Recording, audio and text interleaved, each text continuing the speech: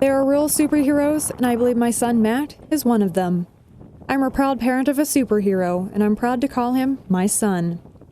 Those are the words of Chuck Lewellen, father of Sergeant First Class Matthew Lewellen.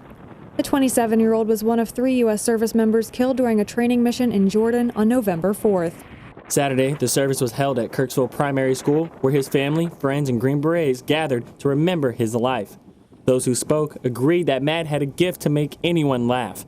Master Sergeant Casey Klein, who gave Lewellen the mission in Jordan, addressed the crowd about what happened that November day at the Jordanian Air Base. Sergeant Klein spoke on the fallacy reported by the press on the incident.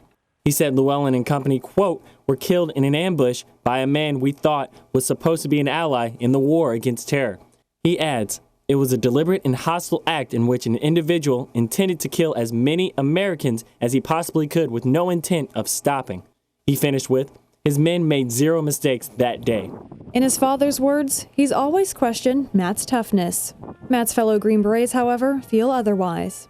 2 Green Berets agreed that, quote, he put the welfare of the team before himself, end quote, and made others strive to be a better person and soldier. One of Matt's fellow soldiers even went so far to say, quote, serving with Matt Lewellen was the single greatest privilege I've had in my entire life, end quote. Prior to joining the Army in 2010 of February, Lewellen had a prominent presence in the Kirksville community. He graduated from Kirksville High School in 2007, where he was named prom king and is recognized as a decorated athlete. As the funeral procession headed to the Missouri Veterans Cemetery in Jacksonville, it was clear Llewellyn's life had an impact on Kirksville and Northeast Missouri as a whole. People lined the streets holding flags and signs honoring Lewellen. No matter how far the procession moved out of Kirksville, Llewellyn's presence was still felt.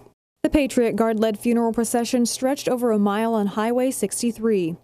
In Jacksonville, although the sun was shining brightly, a sadness filled the air. Those close to Lewellen overlooked his casket, knowing this would be his final resting place.